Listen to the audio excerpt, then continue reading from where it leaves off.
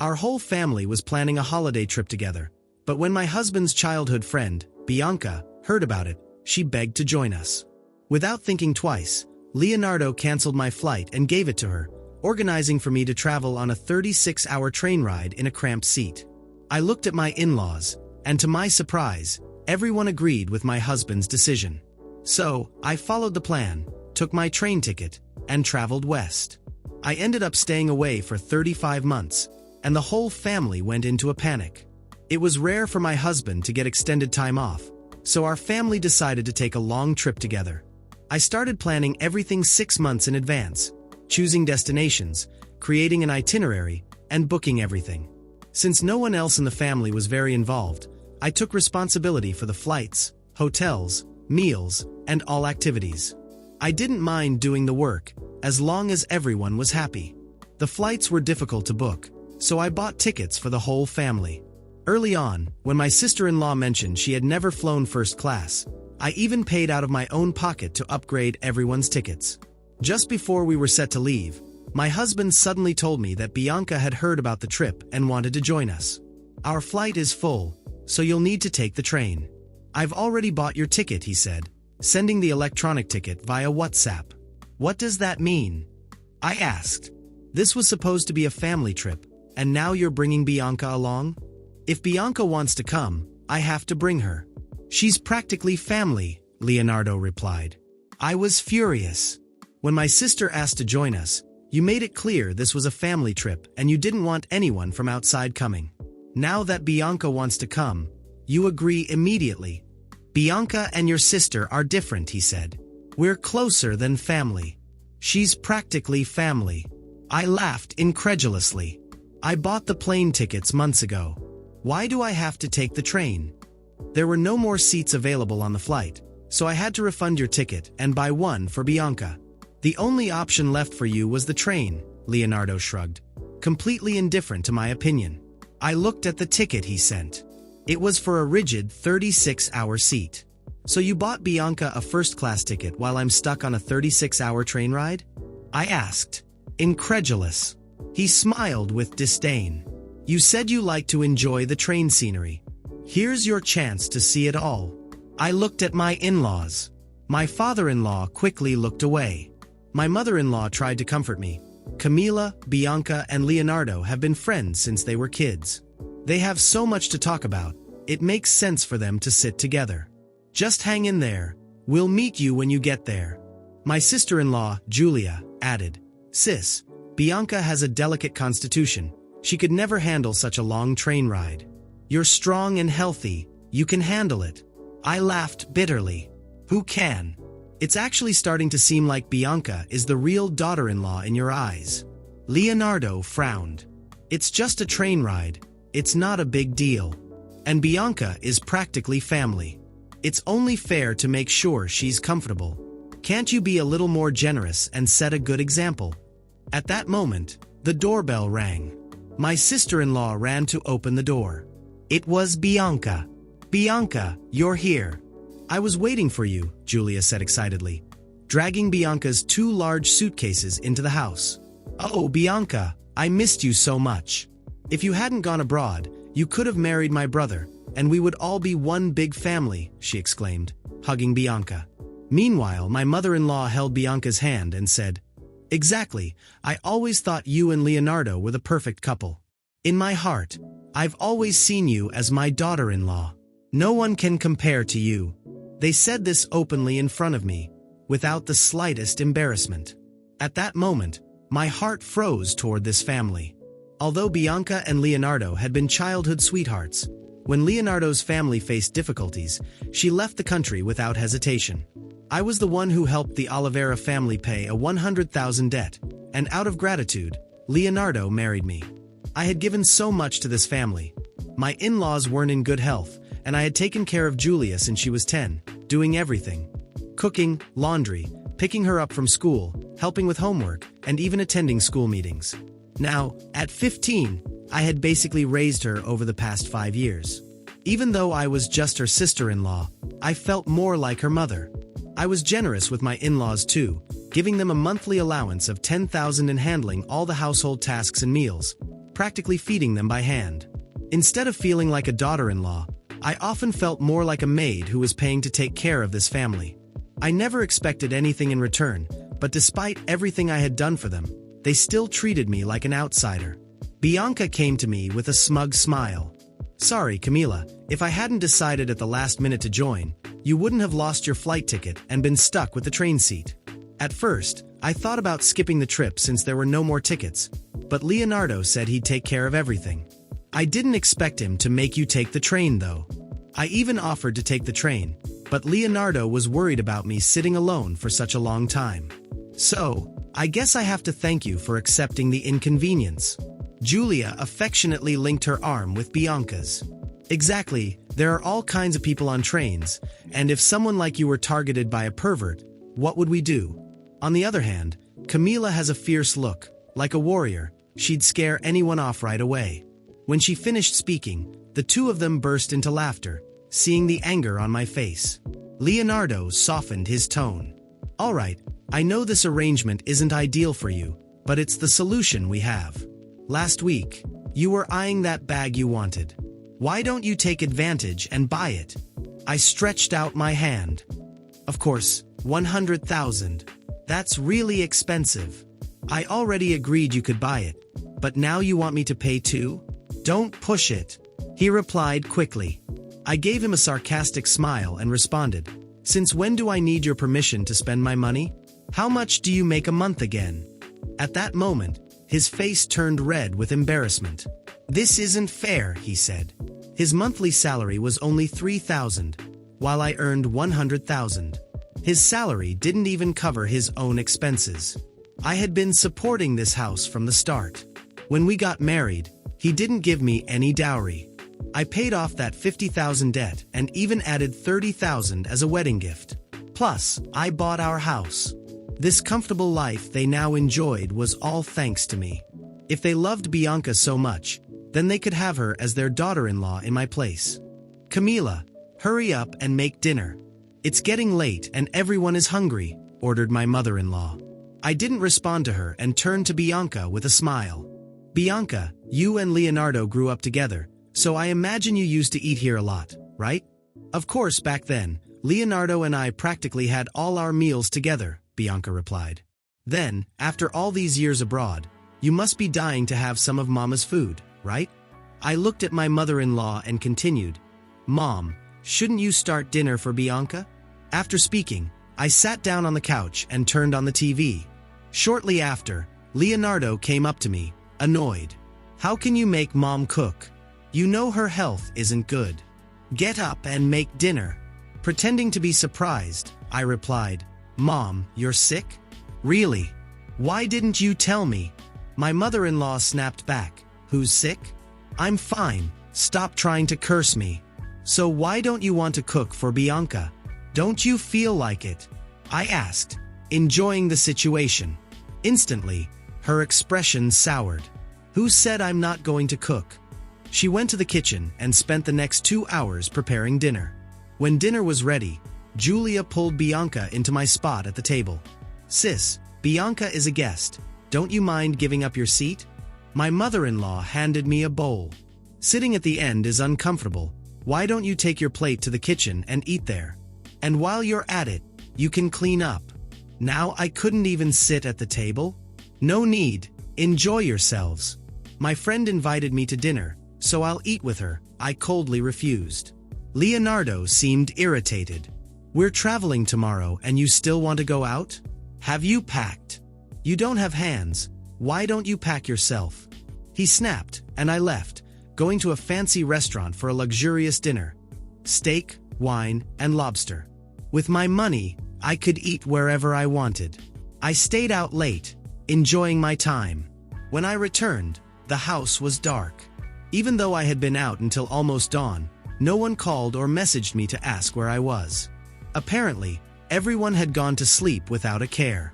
Groping in the dark, I entered the room and sat on the bed, only to be startled by a high-pitched scream.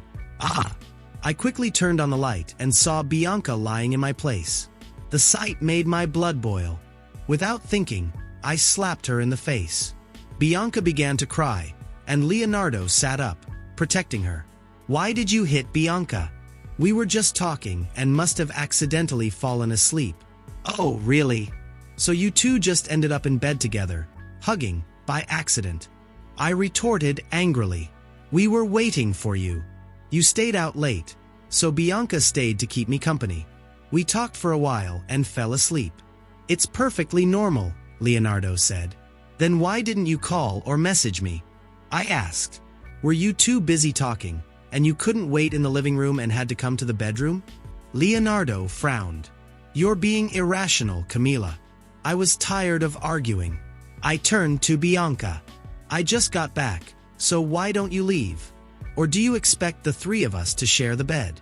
Ignoring my comments, Bianca held her face and whined. Leonardo, it hurts so much.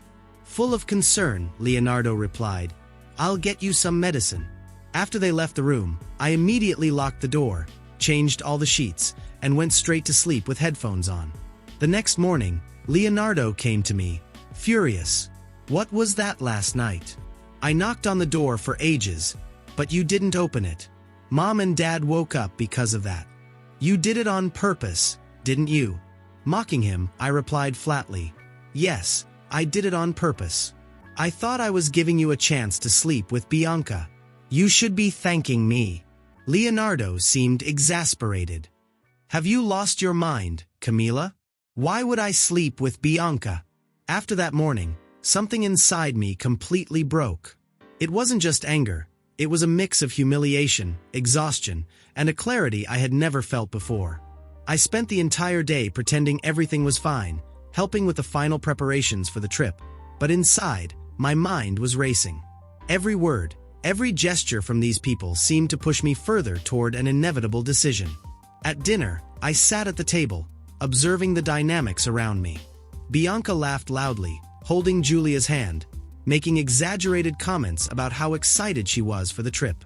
My father-in-law barely looked at me, busy with his phone, and my mother-in-law intentionally ignored my presence, treating herself like the hostess of the house. Leonardo, as usual, acted as if nothing was wrong, as if this entire situation was perfectly normal. I knew that if I said anything, I would be accused of being dramatic or not understanding their bond. So, I remained silent, letting my contempt grow like a poisonous plant inside me. After dinner, while everyone laughed in the living room, I went upstairs and began packing. But not for the trip. I gathered important documents, credit cards, and some valuables, discreetly placing them in a small suitcase. I left most of my clothes behind because my departure had to be quick and quiet. Before heading downstairs, I took off my wedding ring and placed it on the dresser. I stared at it for a moment, feeling nothing. It meant nothing to me anymore. I calmly went downstairs, observing the scene in the living room. Leonardo was sprawled on the couch, with Bianca sitting next to him, laughing at something she had said. Julia was taking selfies with Bianca, while my mother-in-law was bringing tea for everyone. No one noticed when I grabbed my suitcase and left through the front door, not looking back. I called a taxi and went straight to a hotel. I didn't want to return to my parents' house, where I would likely be judged or pressured to save my marriage. That night, I began organizing my next steps. I called the bank, froze all joint accounts, and canceled the credit cards in Leonardo's name. I also sent a message to my lawyer, asking him to start the divorce process immediately. The next morning, I went to the bank in person to transfer money from our joint accounts to my personal account. Leonardo had no savings of his own and barely managed to cover his expenses with his $3,000 salary. Without my financial support, I knew he wouldn't be able to maintain the comfortable lifestyle he had become accustomed to. Later that afternoon, Leonardo started sending me messages and calling. Where are you? You forgot your passport. Why aren't you responding? I read his messages, but I didn't reply. That night, Bianca called me from her number. I ignored it, but she left a voicemail. Camila, this is getting serious. Leonardo is really worried. You should have dealt with this more maturely. I don't know what you think you're doing, but this isn't helping anyone. If you need help, I can talk to you. Bitterly, in the hotel room, Bianca really thought she had the right to lecture me on maturity. I blocked her number immediately. The next day, I visited the house I had bought with my own money and instructed my lawyer to start the process of removing Leonardo from the property. I wasn't going to allow him to live off me anymore while treating me like garbage. Since he hadn't contributed financially at all, my lawyer made sure the house was legally mine. Before leaving the city, I stopped by my parents' house and made it clear that I didn't want any interference or attempts at reconciliation. I briefly explained what had happened and said I needed some time for myself. They seemed shocked, but understanding. Eventually, Leonardo managed to contact me through his father's phone. "Camila, what do you think you're doing? You can't just disappear like this and leave us worried. What kind of wife does that?" My laugh was cold. What kind of husband gives his wife's plane ticket to the mistress disguised as an old childhood friend? "Leonardo, you should be grateful I tolerated this for so long. Now, enjoy your new life. I hope Bianca can support you, because I'm done. You can't do this to me, Camila. This isn't fair. Think of Julia, my parents. You can't just abandon us. I've done more for your family than they deserve. Maybe it's time for everyone to learn how to stand on their own," I said, hanging up before he could respond. I felt a mix of relief and anger. It wasn't easy, but it was necessary. In the following days, Leonardo and Bianca tried various tactics to reverse the situation. First, he tried to reconcile, saying I was overreacting. Then, Bianca tried to act as a mediator, saying I didn't understand how much her presence had bothered me. I didn't care. I was already gone. I left the city for a few months and focused on myself. I picked up personal projects I had put aside and began to rebuild my life away from all that toxicity. When I returned, things had changed drastically. Desperate, Leonardo filed a lawsuit to try to claim part of my assets. He argued that he had a right to the house, but when I learned he had filed a lawsuit to try to get some of my possessions, I wasn't surprised. It was predictable that he would try to exploit some kind of loophole. After all, he had never been able to support himself, let alone someone like Bianca, who seemed to live in a fantasy world financed by others. What he didn't expect was that I was prepared. On the day of the hearing, I walked into the courtroom with my lawyer, head held high. Leonardo was there, accompanied by Bianca, who seemed eager to show how much she was supporting him. But their confidence quickly turned into unease when my lawyer presented evidence that I had paid for everything. The house, the $50,000 debt of the family, and all the household expenses. He also revealed bank statements showing that Leonardo had spent over 80% of the funds in the joint account on frivolities, often gifts for Bianca, as evidenced by the receipts included in the evidence. As my lawyer presented the case, it became clear to everyone in the courtroom that Leonardo had no claim to any of my assets. He hadn't contributed anything, neither financially nor emotionally, during the marriage. Even the judge seemed irritated by his audacity in trying to claim what wasn't his. Bianca, who had been confidently smiling until then, began to look visibly uncomfortable as more evidence was presented. But I wasn't done yet. When it was my turn to speak, I stood up and looked directly at Leonardo. "For years, I was your wife, your partner, and the only reason your family managed to recover from financial ruin. I paid your debts, supported your home, took care of your parents, and practically raised your sister. And how did you repay me? Giving my plane ticket to your so-called childhood friend, letting her take my place in every way, while I was treated like an unpaid maid. And now you have the audacity to come here and try to take what is mine, the house I bought with my own money." Leonardo tried to interrupt me, but the judge silenced him, reminding him that he would have his chance to speak. I continued, turning to Bianca. "As for you, Bianca, you act like you're special, like you're above everyone, but deep down, you're just someone living off others. You left this country when his family faced financial difficulties, only to return when their comfortable life was restored, thanks to me. And now you're here, thinking you're going to walk away with something. Let me be clear. You two deserve each other because you're superficial, selfish, and have nothing of value to offer anyone." Bianca turned red, nervously looking around the courtroom, while Leonardo avoided my gaze. After hearing everything, the judge not only denied Leonardo's claim, but also ordered him to pay the court costs and a fine for filing a baseless lawsuit. When the verdict was read, I felt a wave of satisfaction wash over me. They tried to take everything from me, but I left with my dignity intact and theirs in pieces. After the hearing, Leonardo tried to approach me in the hallway. "Camila, wait, can we talk?" I looked at him, unable to hide a bitter laugh. "Talk now. You want to talk after all this?" "No, Leonardo, I think I've heard enough. Enjoy your new life with Bianca. I hope she's ready to support you because I'm done." I left the courtroom without looking back. There was nothing more to say or hear. In the following months, I heard that Leonardo's life fell apart. Without my financial support, he lost his car and was evicted from the house he had been living in. Bianca, of course, disappeared as quickly as she had reappeared in his life, leaving him to deal with the consequences of his choices on his own. I heard that he moved back in with his parents, who were also facing difficulties now that my help had ended. Meanwhile, my life moved forward. I invested in myself, grew in my career, and even bought a new house, bigger and more beautiful than the previous one. I realized that the freedom of not carrying the weight of ungrateful people was the greatest wealth I could have. I made new friends, reconnected with old ones, and allowed myself to live without the fear of being manipulated or exploited. One day, while walking downtown, I saw Leonardo sitting on a park bench, looking tired and defeated. He noticed me, but before he could say anything, I turned and walked away. He was a ghost from my past, and I had no interest in resurrecting him. Finally, I was free. Free from them, from the manipulations, the ingratitude, and the burden of supporting a family that never valued me. For the first time in years, my life truly felt like mine.